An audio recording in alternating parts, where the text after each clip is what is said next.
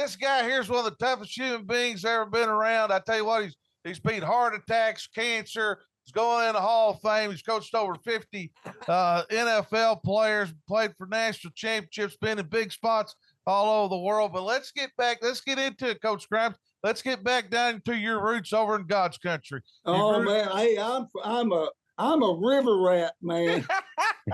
Yeah. From Clarendon, Arkansas. Okay, I could walk out my back door and step in the Cache River. Okay, that's beautiful. That's awesome. Where I'm from. Well, no doubt. Let's talk about your time there. You grew up, had some brothers there. You were a great football player. Played for Coach Ronnie Kerr. You got the early part, and I got the late part of Coach Kerr. I got to play for him late in my career. And then, y'all have a great seasons there. You go on to Henderson State, which people don't know about you. You went as an offensive lineman, and you're not the typical looking. No, I'm not. and that part, you go on there and play on some great football teams there. 40-6 record while you're at Henderson. Talk to us a little bit about your time growing up in Clarendon. And then going to Henderson, how in your football life, how that shaped you a little bit. Well, first of all, Coach Kerr came in there my 11th grade year, and we won the conference championship that year and went on to the semifinals, okay, wow, in the state playoffs. And then the following year, my senior year, we played Prescott for the state championship, and hey, got a field goal block. Okay, wow. They beat us 26-24, man, and we got a field goal block. And otherwise, Coach Kerr would have won a state championship there at Clarendon, And then I was a walk-on man. Hey, I went up there, and I'm going to tell a story. I went to UCA and never talked to the head coach. I went to Ouachita and never talked to the head coach. I went to Henderson for spring practice, and Coach Carpenter talked to me, okay? He's the only one that talked to me. And then I went out there and watched those guys practice, and I said, this is where I'm going. And they had players. I was not very good. I would not have recruited me. Okay? Hey, I would not have recruited me. And ended up having a great career there at Henderson. Oh, unbelievable. You're in the Hall of Fame. They honored your teams over there, this season, and unbelievable experience. Well, let's get into, you jumped in high schools at Nashville and Des Arc for a year, and then you made the journey. And I saw a quote, and I don't, the other day, and I don't, on the internet, so you got to take it. It said your dream was to be the offensive line coach at the University of Arkansas. Yeah, that was one of my dreams. Yeah. I wanted to coach. First of all, as a kid, I wanted to play. Yeah. And then when I got into about the 10th grade, I looked around. I wasn't growing a whole lot. And I said, well, I don't know. I don't think them old boys are going to recruit me. Okay. And then, it was always, man, when I got that job, I had arrived. Yeah. And that's a long story in and of itself. Well, it is. And let's kind of get into it because, and we're going to get some, we're going to go the early part of your career and then middle, and because you may place a little bit. You take off ULM, help Delta stay a little bit, GA there at Arkansas in 84. You go back to ULM at Missouri in 84 and then back to Arkansas. So talk to us a little bit, briefly about, that jumping around with your family and things like that too. And you ain't making a lot, and you're not making a lot of money either, I went to work for Ronnie there, Coach Kerr at Nashville. I was his offensive line coach at Nashville High School. Okay. And then he took the Des Arc job. All right. And I went with him to Des Arc.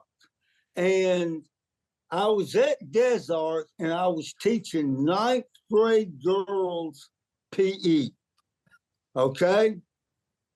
And it was at that point I made a decision. I was either going to get into college coaching or I was going to join the Marine Corps. Wow. Okay. I mean, I had reached that point in my career. And John David Crow at that time brought me down. Coach, we got a young audience. Talk to everybody. John David Crow's a Heisman Trophy winner. John David Crow was a Heisman Trophy winner for Bear Bryant at Texas A&M. Yeah. Okay. He was the head coach at that time at Northeast Louisiana University. Okay. And I went down there. He made a job up for me, to be honest with you. Okay. And I managed to get, break in there into the college. So I didn't have to join the Marine Corps, good for football, you did. Yeah.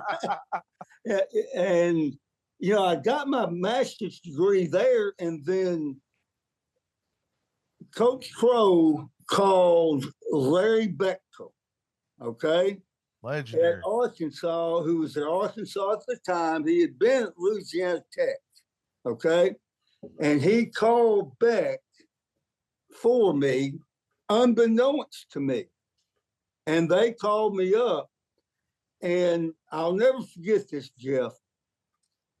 I was at a Saturday morning scrimmage at Northeast Louisiana in the spring of '81. Okay. I walked in and checked my voicemail. It was, JB, you've got the job at Arkansas as a volunteer coach. We want you here tomorrow. Wow. This was on a Saturday. I packed everything that I had in my 1962 Chevrolet, okay, loaded it up, and I drove to Fayetteville, all right, showed up for practice, got me some practice gear, and went to work. I had no idea the name of a play or anything. I was just there. It happened that quick. That is unbelievable. Well, I mean, Well, talk to us a little bit about this, your time at Arkansas. You were there, and then we'll get into some other stuff. You were there with Lou Holtz. You were there with Coach Hatfield and Coach Crow. So you saw the good, bad, and ugly. Oh, man, I saw it all, man. Well, tell us a little bit about that time with Coach Oates, Coach Hatfield, Coach Crow. Hey, you've got the stories, one of the things that I learned, okay, I always had a passion for coaching. I really did. I always had a passion for it, but I did not come here from Sikkim about anything until I went with Lou Holtz. And I mean that. And Larry Bechtel. And they taught me football. Okay.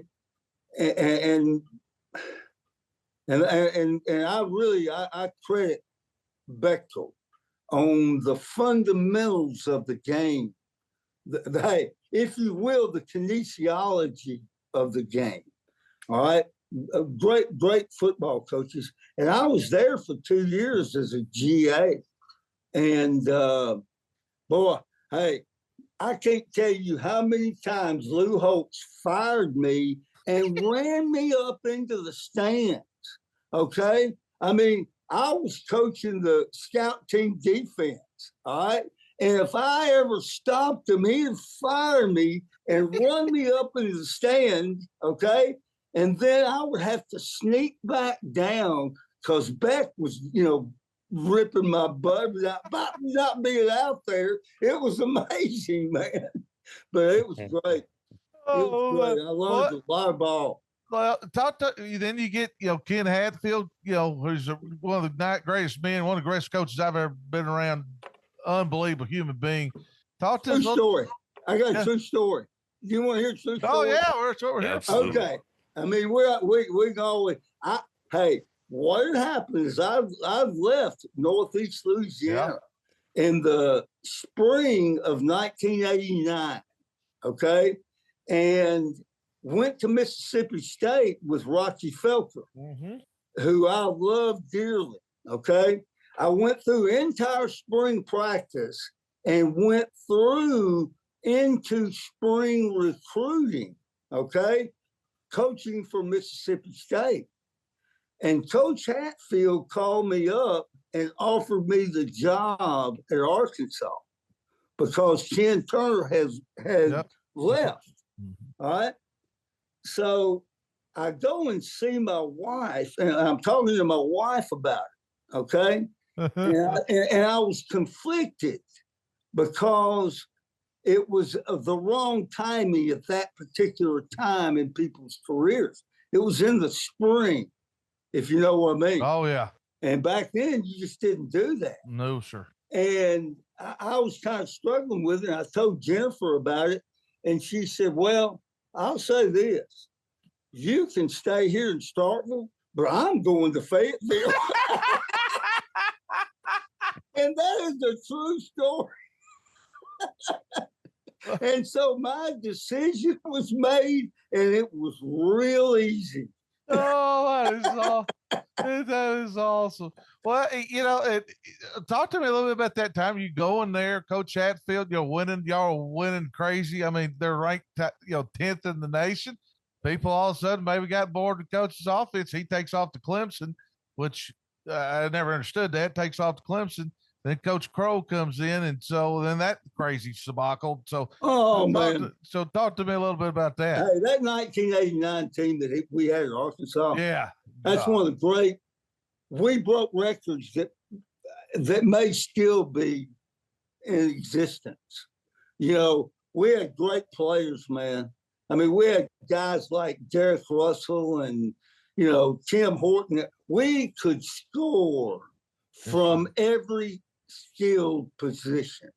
Okay, we could take it to the house, and we were prolific on offense in 1989. Okay, and we had a great defense that year, and we went on and played Tennessee in the Cotton Bowl. But I mean, I think about the great players that we had on that team. But I got one quick story about that season. Okay, that 1989 season. We had played Texas, and we did not play well, and Texas beat us. I remember. Okay? It was a bad deal. And, man, we went through we're getting ready to play Andre Ware and the Houston Cougars, all right? I mean, it was, and they were prolific. And I'll never forget that we're sitting in a staff meeting, and Coach Hatfield never came in while we were meeting offensively. I was the line coach. Jack Crow was the offensive coordinator. And he came in. He said, "Boys, normally I ask for 40 points or 40 minutes of possession time." Yeah. He said, "This week we're going to need both." And he turned around and shut the door and walked out. Okay. But a side story to this, Jeff, we didn't have a great week of practice leading up to that. Oh. Okay. It wasn't. We just gotten beat by Texas, man. And we blew the game.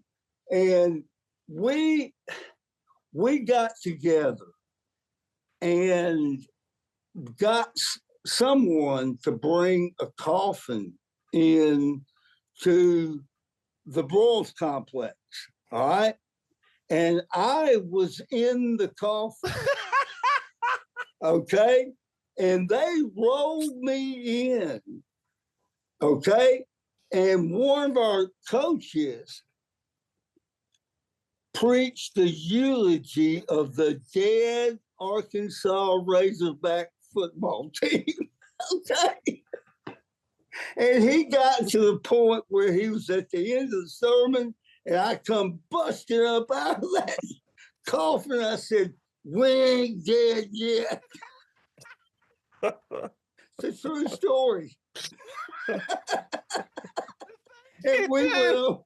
Oh my God. The things you do to motivate 18-year-old kids. Oh my God. I'll never forget. Tim Horton jumped up out of his chair. And it was a great moment. That's incredible. That is incredible. Y'all go on to win the game. I mean, it's one of the greatest game in Arkansas history. 45 points, and we had 43 minutes of possession time. Wow. We had guys, man. Had a great offensive line. Who was on that line for you during that year? I mean, Albert Crawford was the center. Yeah. Okay. I had Mark Henry at right guard, Todd Gifford at left guard. We had lost Cody Mosier in the spring. Okay. And we had to bring Todd Gifford along. And then we had Jim Mabry at left tackle and Rick Apostolus at right tackle. Okay. And man, they were athletic and tough. Yeah. They really were. That was a really good football team. No doubt. Well, you go on from there. Let's hit a few, and then I'm gonna let Bray ask you. Got some questions for you too. I mean, I can't tell you. I mean, you not just where you've been, but I mean, you've worked for Frank Beamer, Hall of Famer, R.C. Slocum, Sylvester Croom. You were there, your first African American coach in the SEC and head coach, and you were there for that time. Gus Malzahn, Tommy Tuberville, you mentioned John David Crow. Talk to us a little bit, your time there at A&M, some of these guys, Sylvester and Coach, R.C. Slocum and those guys, your times there, at A&M, Mississippi State, and Auburn. You're played for a national championship there at Auburn also. And just talk to us about the experience in the run through there with these guys. Well, Coach Hatfield, you talking about he got that Clemson job, and he asked me to go to Clemson with him, and I said, "Don't go, Coach. We just moved, and I stayed. All right, I stayed, and then Coach Bowles hired Coach Crow, and what people don't realize, and off that 89 team, we lost 34 scholarship players. Wow. And that was at a time when you couldn't replace them immediately. Okay. Now, I know that sounds like an excuse, but we lost a lot of good football players, both to guys leaving early and injury and seniors. I mean, I looked at that senior class, and 29 seniors were on that football team. Okay. Wow. Which that's development, right? Yes. And Coach Hatfield, I mean, but I went on to Virginia Tech from there. I tell people that after that 92 debacle, okay, which is a whole nother story, I got the job at Virginia Tech, and as I was crossing the Mississippi River Bridge, the state police stopped and took my driver's license away from me. You are banned from the state of Arkansas. Okay. Anyway. Oh my gosh. Anyway, I went out to Virginia Tech with Frank Beamer. And man, I love that guy. Great guy. But here's a little known fact.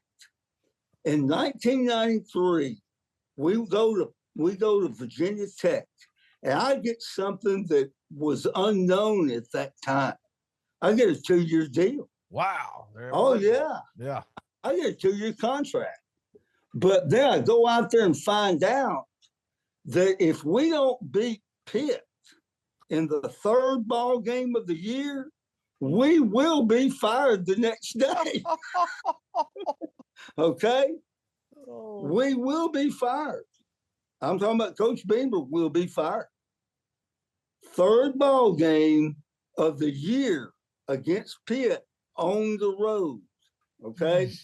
And you know what? We won that football game, and the rest is history. Yeah. I mean, and that's a great learning point. You know, people are quick to get rid of coaches. Look at Coach Beamer, the success, you know. Yeah. I mean, good. I mean, unbelievable what he did after he had been there for 6 years. Yeah. And so, and then I went with R.C. Slocum out to Texas A&M. And that, you know, we won. Well, while I was at Virginia Tech, we won, you know, the Big East a couple of times. Yeah. Went to Sugar Bowl, Orange Bowl, went to a bunch of bowls and had a great career there. But and then with RC, you know, that was enjoyable. I mean, Texas A&M is a heck of a place now. Yeah. I know how it is here in Arkansas, but I enjoyed them. We won a Big 12 championship there, and you know, moved on from there. I stayed on that ship long enough to get fired too. You know? It happens. Well, talk to. We're going to move on and get Bray because he's got some great questions to relate to today's world. Talk to us a little bit about working with Coach Croom there at Mississippi State, and Rocky's back with you. Rocky Felker, you brought him. He was back on that staff. What a good staff you had there, and really got that thing turned around a little bit there. Yeah, we went in there in the spring of 2004, okay? And, you know, it was the interview process with Sylvester Croom was really interesting, all right? I was at East Carolina at the time with John Thompson, all right? And Sly is in Green Bay, and they're in the playoffs. They're in the NFC Championship game, all right? So it's right after the season, and I get a call from Sly's agent to come and interview in Green Bay, okay? So I go up there to Lambeau Field, and I get in a room with Sly, and he said, you know, well, tell me about, you know, your coaching. And I said, well, it starts with their stance, you know. And he said, so you coach them from the ground up, huh? I said, yes. He said, here's what the job will pay. He said, I'm going to pay you this much. I'm going to give you a call, blah, blah. That was the job interview. Wow. That was it. Wow. Well, he must have did some research on you a little bit. Well, as it turned out, he had been the offensive coordinator at Detroit for the Lions, and he had evaluated my 1999 offensive line. And I had a bunch of pro prospects on that line, okay? And he went down and he asked Larry Bechtel, who was the offensive line coach at Green Bay at that time, do you have any idea who the line coach is at Texas A&M? And Beck said, oh, yeah. We've met. And that's how we hooked up. Well, and that coach, and that's a great example. I heard this, a guy was interviewing about something the other day and didn't know anything about him history, but he said your resume is what's on film. And I think that's a big deal. That's it is. And I had good players, yeah. I did. I'll be the first one to tell you. I had good players at A&M. The whole two deep ended up playing the NFL. Wow. Okay. Off that 98, 99 teams, you know. But anyway, we went to Mississippi State in 2004, and I can honestly say it was a mess. Yeah. You know, It was a mess, and we had to turn it around, and we did. And I'll say this: Sylvester Croom, he's a Hall of Famer himself. Yes, sir. He absolutely is. Guy, hey, normally when I was on a staff, I had to be the bad guy. Yeah. Okay, that was my job as an offensive line coach. Okay, with Sylvester Croom, I had to walk around and I had to be the good guy. Oh, it'll be okay. We'll be okay. And that's he was tough, man. Well, and y'all got that thing turned around there, Coach. I mean, yeah, you really did. We did. We were so close. Long story, but from there, moved on. Moved on from Mississippi State. No doubt. Let's go hit here 2 stints. You worked at Auburn there with Coach Malzahn. You worked phenomenal. Tim Horton, you name Eli Drinkwitz, Rhett Lashley. They're sitting in the playoff. Oh, distance. I mean, all kinds of guys. Taylor Reed, all kinds of guys that were there. When a lot of Arkansas connections there at Auburn. Y'all make a run to the national championship. Talk to us a little bit about. You were there twice there at Auburn a little bit. Yeah. I tell people Gus hired me 3 times, man. That's right. Arkansas State. He hired me at Arkansas State. Then he hired me at Auburn. And then he hired me at Auburn again, So, hey, we went in there in 2013 and went through spring ball, okay? And one day, believe it or not, Tim Horton and I were out jogging, all right? I was a jogger. You always were. When I went with Tim Horton, it became a wogger, which is somewhere between a walk and a jog, all right? Anyway, after spring ball was over, Tim asked me, he said, "What do you think?" And I said, 6-6, okay? And then we got this guy named Nick Marshall, okay? Yeah. In the summertime, I had no idea who Nick Marshall was. And man, you talking about a lightning rod with a great amount of talent around him, because that offensive line that I had there was really, really, really good. Really good, And we went on, and hey, it's like my daddy said a long time ago. He said, "Boy, I'd rather be lucky than good any day." He said, "When you're lucky and good, good stuff happens." And that's what happened to that football team in 2013.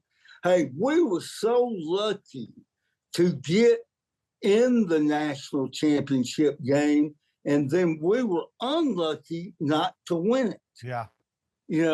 Which, hey, it all balances out. Well, it talked to us about that experience. I mean, people, not many coaches get to coach a national championship game. Well, I coached in 2. Yeah. Okay. I coached one in Louisiana, at Northeast Louisiana, which is a whole nother story. But it was an unbelievable, memorable experience. The Rose Bowl. Yeah. The Rose Bowl. I mean, that's where O.J. Simpson's supposed to play, not me, coach. Yeah. Right? Not where I'm from. So it was an outstanding experience. And we had good players. They did too. And lost in the last 13 seconds of the game. Oh, I know. Tough loss. Tough loss. Unbelievable. All right, Bray's been. We're gonna put your expertise now in today's world. I am not an expert. Oh yeah, you are. I don't believe that. I don't either. Go ahead, Bray. Coach, you touched on it a little bit, talking about some of your players who've gone on to the NFL, and there's a lot of them.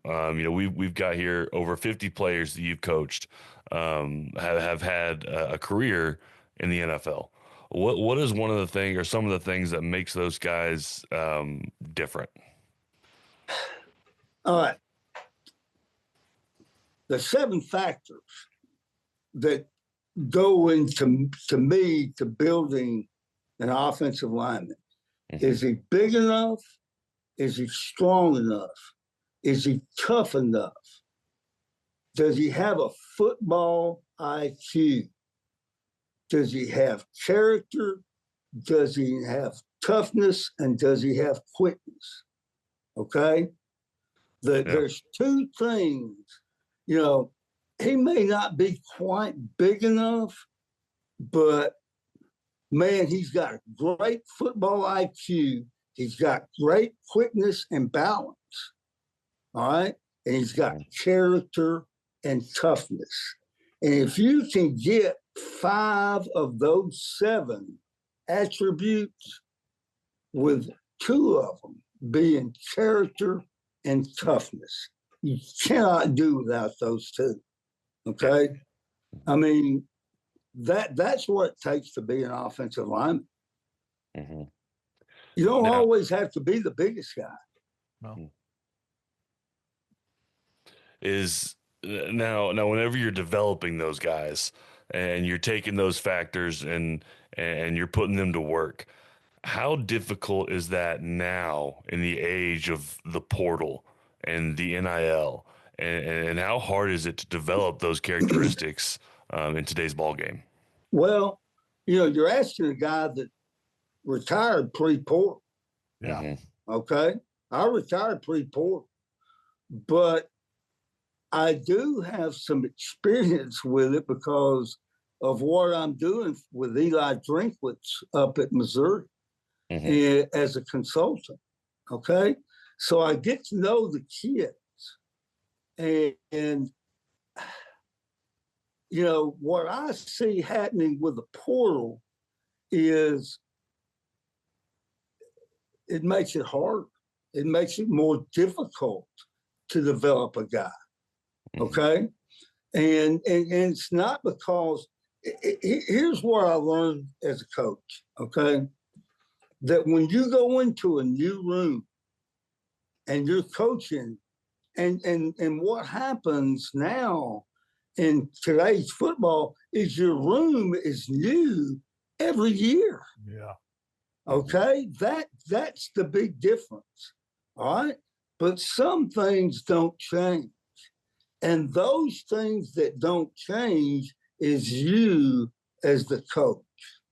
Yeah. Okay. The names and the faces will change in that room. What is negotiable and what is non-negotiable in your room? And then you set that standard as the coach and you let them know up front, this is where I'll negotiate with you. But if you try to negotiate, and it all has to do with football, I'm not talking about the money.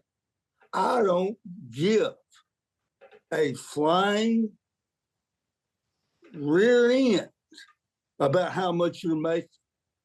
Okay? I don't care. I don't care. In fact, I don't want to know. This is what's negotiable and this is what's non-negotiable. Then and only then will development take place. Now, I'm off my soapbox. No, you're absolutely right. I think you hit it right on the head, and with all the changes coming through, what do you think that the college football? What do you think the game looks like 5 years from now? Do you see it to continue to evolve in a direction that is away from that? No, I don't. I do believe this with all my heart, that the character issues and the toughness issues will never change on what it takes to play this great game. That part of it's not going to change. Okay? I do believe that what we're headed toward is, a kid, when he signs with someone, it's a 2-year deal. Yeah. And then you can negotiate after 2 years. Okay? Because I do think that the portal aspect not the money aspect. Hey, Bray, we all know money's always been involved in football. Okay? I mean, let's be honest. Hey, I got a great story if you want to hear it. Oh, let's hear it. Of course we want to hear it. Okay, 1974, I was a walk-on football player at Henderson State. Okay? I'll go through spring. I go through a year as a walk-on in 73, and I played. Okay? And then in 74, in fall camp, Coach Carpenter tells me that I'm not going to get a scholarship. Wow. And the whole room, the whole O-line room encouraged me to go home and think about it. I went home and thought about it. Outside of marrying the woman that I married, I decided to come back. And when I came back, Coach Carpenter slipped me $250. And then I went on scholarship in the spring. Yeah. So money has always been involved in football. Okay? Not too many people know that. A whole lot of people know it now. Yeah. And I stayed, but that genie's not coming out of the bottle. Okay? You know, you got the money's there. But what's got to happen is they've got to stay where they are for at least 2 years. And I still believe that getting an education is important. Oh, yeah. I do. But you don't hear that anymore. Nope. No, you don't. You know, so that saddens me. That saddens me. But until they get a handle on the portal, then I don't see anything changing. Yeah. Yeah, no doubt about that. You hit that a little bit. Let's get into, you know, what you're doing now a little bit in your capacity with Missouri. You know, you coach for a long time, but you're still involved in football in that part. What's your kind of day-to-day operations with those guys? Well, I watch every bit of their practices, okay? And I evaluate the offensive line, all right? Their offensive line coach is a good friend of mine. He's a young guy, and he welcomes it, all right? Which that I would not do it if I weren't on board with him. Yeah. Okay. Eli asked me to do it, and when I got the green light from Brandon Jones, it's become something that I do. Yeah. And I mean, I've exchanged texts with the players, okay, where they aren't very nice because I get to know the players. All right. I mean, I told one dude, I said, man, I wouldn't draft you in the Army the way you're practicing right now. You know, I mean, I have ripped some rear ends from where I'm sitting right now. Okay. So I get to know the kids because I go up there about 5 times a year. Okay. I'll go up, you know, beginning in January, I'll go up during OTAs. Okay. Which you can have those now. Yeah. All right. I got fired at Arkansas back in 1992 for having OTA. Anyway, that's another story. That's altogether a different story. And then I go up for spring ball, and then I go up, you know, in fall camp, and then I generally go up in mid-season and then bowl prep. Gotcha. Okay. So you get to know them. I go up there 4 or 5 days every time. And it's a good deal. That's awesome. And the rest of it I do from home. Yeah. You know, right there from Nashville, Arkansas. Yeah. It's a lot of fun. I only work about 3 hours a day. Oh, man. Easy peasy. Oh, man. Well, Coach, let me ask this one last question before we get you off here. Is you got the call. you're going to the Arkansas Sports Hall of Fame, and you've been on a ballot there for a little while, and well deserving. I mean, your body of work, and the thing about people don't know, even though you coached at Arkansas, but when you went to other places, you always, if you're a high school coach, you expect J.B. Grimes to come in your office. Just, it doesn't matter. And you've always been good to other coaches, especially to me. But when you got that phone call, you're going in the Arkansas Sports Hall of Fame, a kid from Clarendon, Arkansas, walk on at Henderson State, your family, your son's coaching at Arkansas State, and that process. What ran through your mind? Well, really, honestly, it goes back to being surrounded by good people your entire life. And I have been surrounded my entire life by good people. Okay? Starting with my mom and my dad, and how you work and how you do business.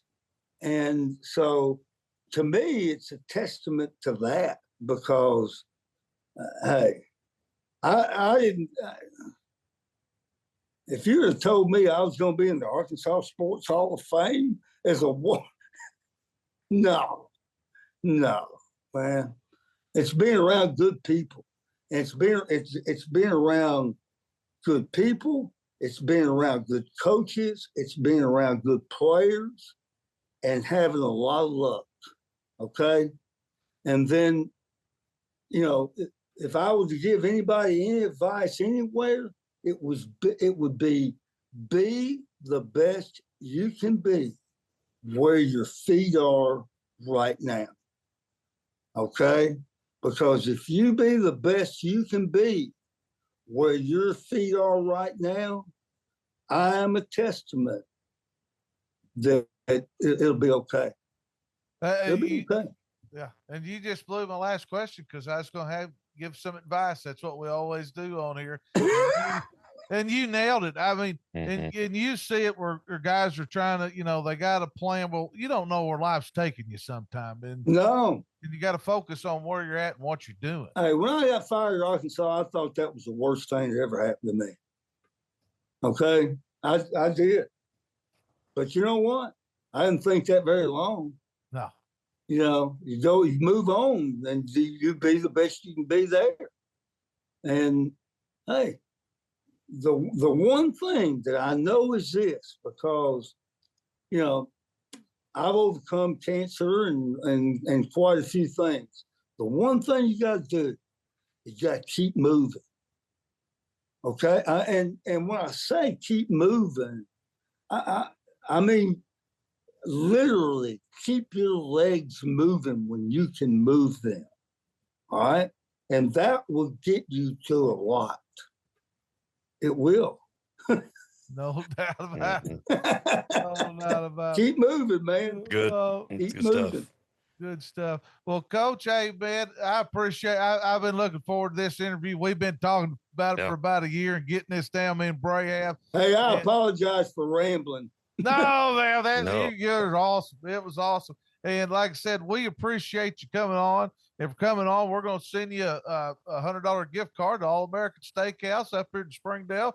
When you're coming through up here, you can stop off and get a steak, man. Oh, man. How about that? Hey, that makes me so happy. Yeah. And if you'll call me, I'll go eat with you and you can pay. And so we'll be all good shape.